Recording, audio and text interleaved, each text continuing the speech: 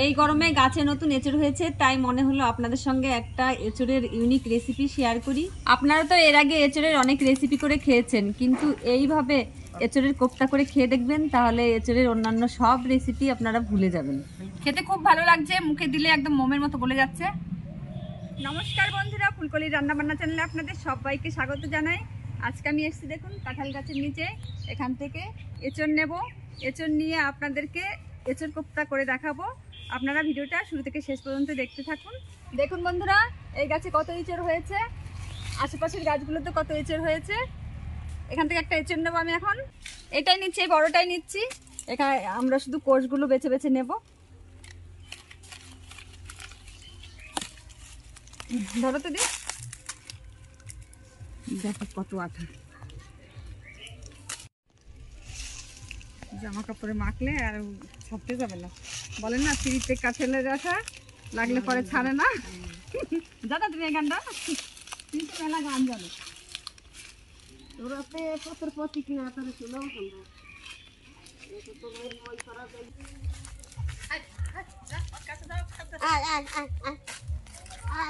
যাবি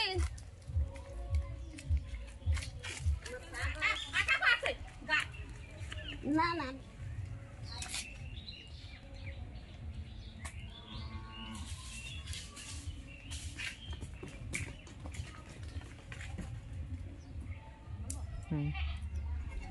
বন্ধুরা, এঁচড়ের কোপ্তা বানাতে এঁচড় তো লাগছেই, সঙ্গে আরো কি কি লাগছে আপনাদেরকে দেখিয়ে দিই। লাগছে আলু, আদা, পেঁয়াজ, গোটা গরম মশলা, হলুদ, চিনি, লবণ, রসুন, শুকনো লঙ্কা, তেজপাতা, জিরে, নিয়েছি ময়দা, ধনেপাতা আর সর্ষের তেল। আমি এদিকে মশলা বাটতে বাটতে দিদি এদিকে এঁচড়টা কেটে নেবে। বন্ধুরা, বটিতে ধান নেই, দিদির ভাব দেখুন। ওরে বাবা, হাত দিয়ে তো ছিঁড়ে ফেলে দিল। আরে বাবা, আর একটু কচি ভেবেছিলাম, যতটা কচি ভেবেছিলাম ততটা কচি নেই, শুধু কোষগুলো নিতে হবে। অফুলি আমার হাতে একটু সরষের তেল দেই না, কষ্ট লাগবে হাতে, অল্প দিস অল্প। ঠিক আছে, এর মধ্যে দেবো তাহলে কষ না না না ভালো কোনটা এই দিই ভালো, বড়টা ভালো হবে না। লোভে পরে বড়টা নিতে গিয়ে বীজ মিজ কিছু দিবা না।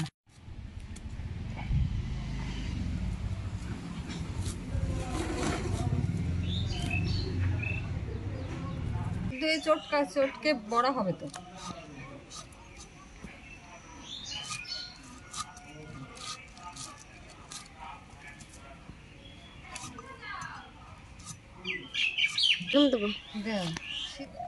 দিদি এদিকে এঁচড়টা কাটতে থাকুক, ততক্ষণ আমি মশলা বাটা শুরু করে দিই। এখন একটু জল নিই।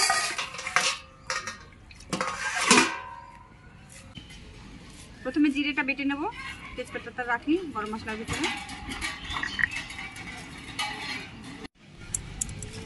এই কটা থাক ফোড়নের জন্য, এগুলো বাটি। জল দিলাম। রোদে একদম কড়মড়ে ছিল, বিশাল সুন্দর বাটা হচ্ছে দেখুন, এক বাটাতেই পুরো হয়ে যাচ্ছে।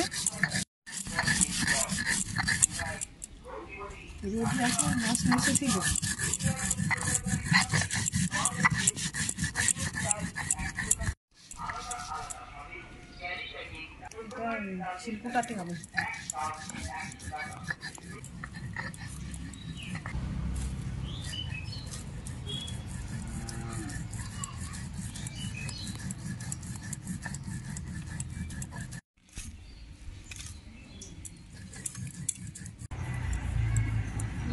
জিরেটা বাটা হয়ে গেছে, তুলে নিচ্ছি। এবার আদাটা বেটে নেব।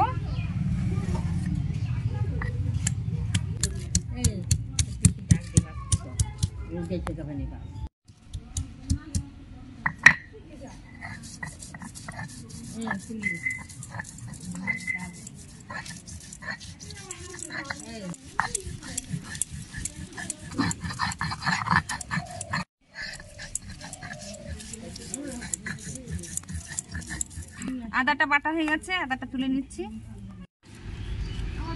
এবার রসুনটা বেটে নেব।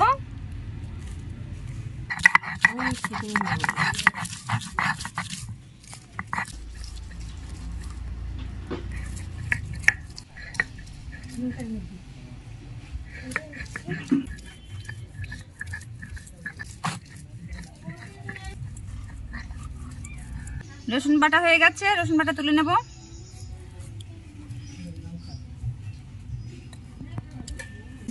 এবার শুকনো লঙ্কাটা বেটে নেব।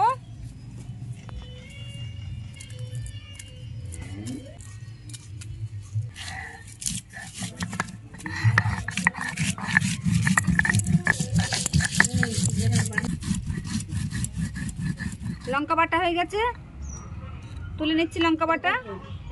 দিদির এদিকে এঁচড়গুলো কাটা হয়ে গেছে, এবার সিদ্ধ করব। উনুন ধরিয়ে দিয়েছি, কড়াইতে জল দিচ্ছি।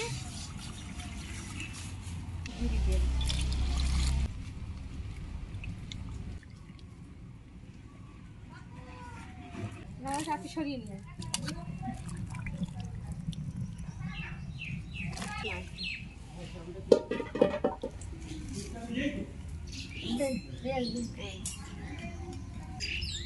পেঁয়াজগুলো কুচাও, ধনে পাতাগুলো কুচিয়ে দিলাম। হাত ধোবা, থেকে ধুয়ে নাও।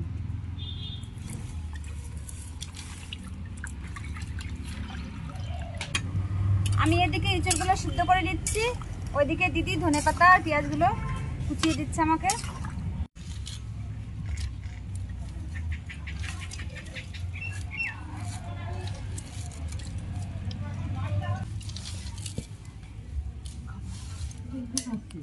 সিদ্ধের সময় একটু লবণ দিয়ে নিচ্ছি, তাহলে ভালো হবে।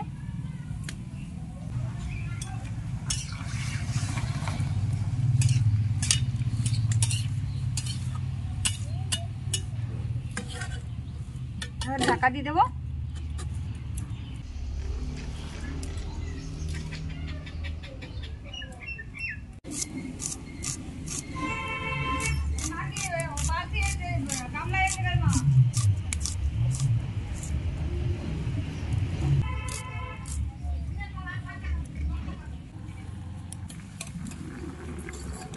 রান্না করে দিচ্ছি, কেমন সিদ্ধ হয়েছে দেখি। দেখুন খুব সুন্দর সিদ্ধ হয়েছে, দেখেই বোঝা যাচ্ছে। অনেক ভালো জাল হচ্ছে, অনেকক্ষণ থেকে জাল হচ্ছে। একটু হাত দিয়ে টিপে দেখি, এই দেখুন গলে একদম মনের মতো হয়ে গেছে, গরম। বন্ধুরা, এই জলটা 30 মিনিটের বেশি সিদ্ধ হয়েছে, এবার নামিয়ে দেব। সুন্দর মোমের মতো গলে গেছে। এটাকে ঠান্ডা করে চটকে একদম মিহি করতে হবে বড়া করার জন্য। এসবটা একটু ঢাকাই ঝুঁকাইয়ে না ঠান্ডা করে নিচ্ছি, গরম হাত দেওয়া যাচ্ছে না। এসবটা এখনো গরম আছে, তাই গ্লাস দিয়ে একটু চেপে চেপে ই করে নিচ্ছি, জ্বালাই নিচ্ছি। এদিকে আমি আলুটা ভেজে নেবো, তাহলে একটু তাড়াতাড়ি ভেজে ভালো হবে। হ্যাঁ, রোদ এসে গেল না। দিদি এটাকে ভালো করে চটকে নিতে নিতে এদিকে আমি কড়াইতে তেল দিচ্ছি আলু ভেজে নেওয়ার জন্য, তাহলে রান্নাটা একটু তাড়াতাড়ি হবে। রোদ এসে যাচ্ছে মাথার উপরে।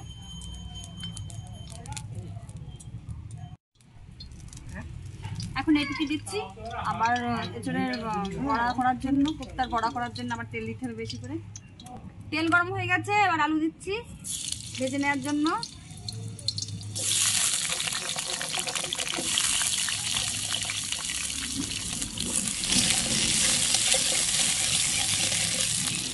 আলুগুলো ভাজা হয়ে গেছে, আলুগুলোকে তুলে নিলাম।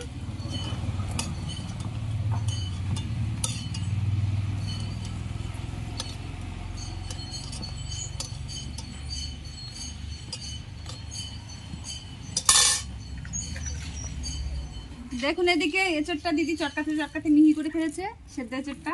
এখন মশলাগুলো দিতে, এবার মশলাগুলো দিতে হবে। দেখুন এঁচড়টা কেমন হয়েছে, খুব সুন্দর হয়েছে, আঠা আঠা সাদা।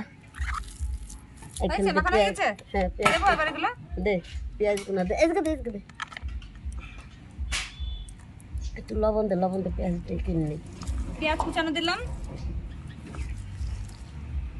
লবণ দিলাম, সিদ্ধর সময় দেওয়া হয়েছিল, এর জন্য বেশি দেবো না। লঙ্কাটা পরে দেবে, আমার হাত ভালো না। হলুদ গুঁড়ো, সব মশলাই দিবি। চিনি দিলাম একটু, হালকা মিষ্টি মিষ্টি হবে। ধনেপাতা কুচি একটুখানি রেখে দিলাম, পরে দেব।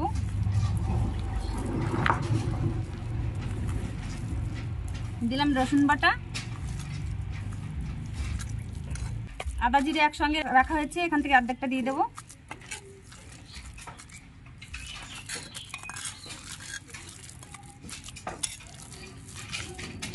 দেবো ময়দা, সামান্য পরিমাণ ময়দা।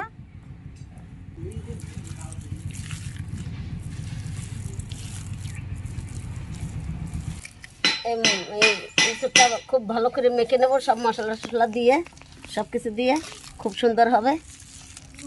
লঙ্কা বাটা দিয়ে নিয়ে দেবো। এবার দে, হাতের অবস্থা কেমন? ভালো না দিদির আবার হাতে একটা আঙ্গুল একটু জ্বালায়। দে,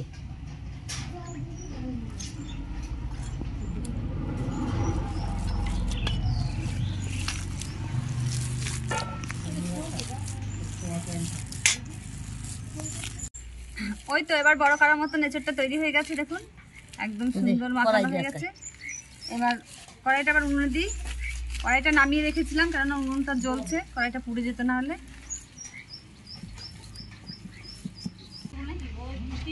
আলু ভাজা তেলের মধ্যে আমি আরো একটু তেল দিলাম।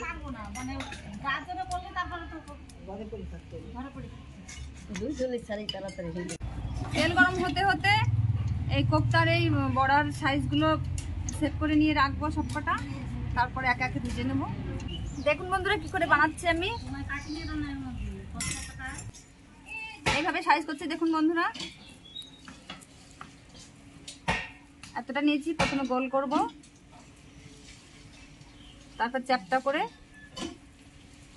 একটু মোটা থাকবে, এরকম সন্দেশের আকারে আসবে। এটা ভেজে নিলে কোপ্তাটা একদম পারফেক্ট হবে।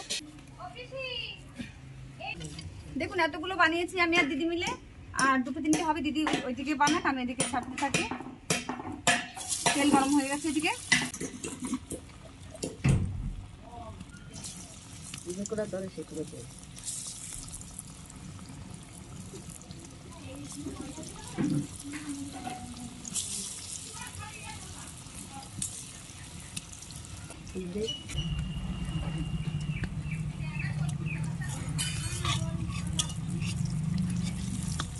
এবার এক পিঠ উল্টে দিচ্ছি, দেখি কেমন ভাজা হলো।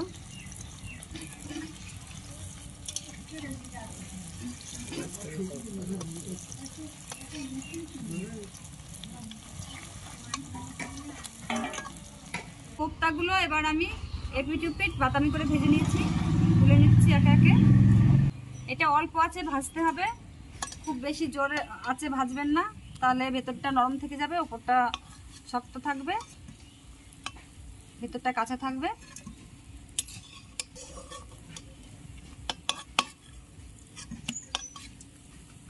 একইভাবে আমি সবগুলো ভেজে নেব।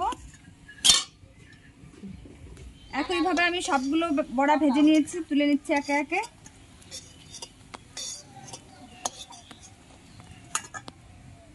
এবার বড়া ভাজা তেলের মধ্যে আরেকটুখানি তেল দেব। এবার গরম তেলে ফোড়ন দিচ্ছি শুকনো লঙ্কা, দিচ্ছি তেজপাতা,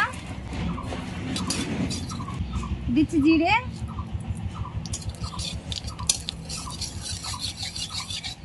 এবার ফোড়নের মধ্যে কিছুটা পেঁয়াজ কুচানো দিচ্ছি।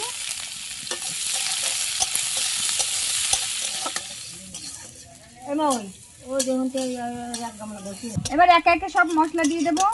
দিচ্ছি রসুন বাটা, আদা জিরে বাটা, দিচ্ছি লঙ্কা বাটা, আর ভাজা আলু ছিল, ভাজা আলুটা দিয়ে দিচ্ছি। কড়াইটা খুব তেতে গেছে, একটু জল দিচ্ছি।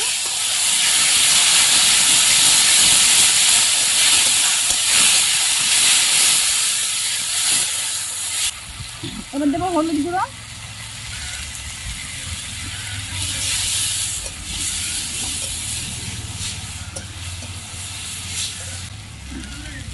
দিচ্ছি লবণ,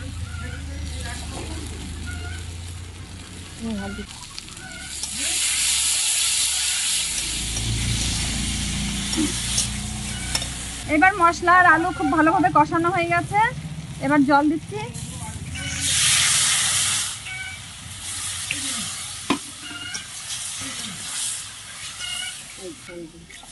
আলু গলা একদম। এবার ঝোলটা ফুটতে ফুটতে এদিকে গরম মশলাটা বেটে নেব। বেটে নিয়েছি গরম মশলা।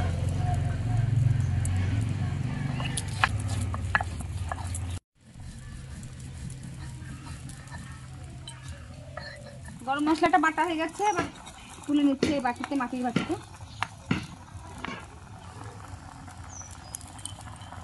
বন্ধুরা, রান্না একদম শেষ মুহূর্ত। দেখুন আলু একদম গলে গেছে। এবার চিনি দিচ্ছি, ধনেপাতা দিচ্ছি, ধনেপাতা কুচানো। এবার দেব গরম মশলা বাটা,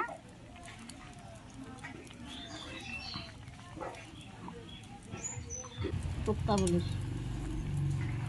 এইবার এঁচড়ের কোপ্তাগুলো দিয়ে দিচ্ছি সবার শেষে। সব মশলা সব কিছু আগে আগে দিয়ে দেওয়া হয়েছে, কেননা এটা খুব বেশিক্ষণ জাল করা যাবে না, তাহলে ভেঙে গুঁড়ো হয়ে যাবে। অল্প আছে, একটুখানি জাল করে নামিয়ে নিতে হবে। দেখুন বন্ধুরা, তৈরি হয়ে গেছে আমার এঁচড়ের কোপ্তা। এবার আমি নামিয়ে নিচ্ছি।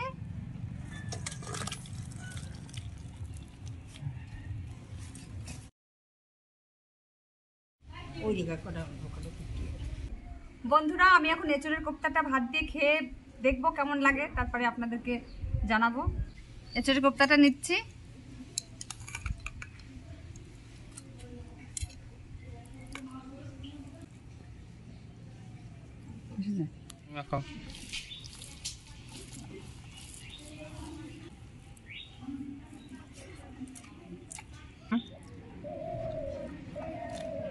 গ্রেভি দিয়ে খেলাম, গ্রেভিটা তো খুব সুন্দর টেস্ট লাগছে। এবার কোপ্তা দিয়ে খাবো, দেখি এটা কেমন লাগে।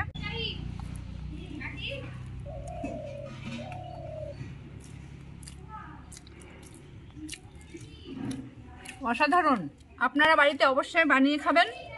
এঁচড় চিংড়ির থেকে অনেক সুন্দর হয়েছে।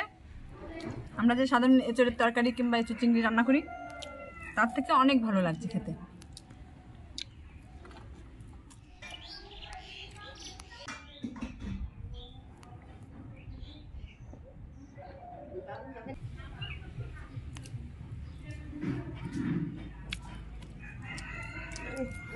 খেতে খুব ভালো লাগছে, মুখে দিলে একদম মোমের মতো গলে যাচ্ছে। ধনেপাতার ফ্লেভার, গরম মশলা বাটা একদম অন্যরকম।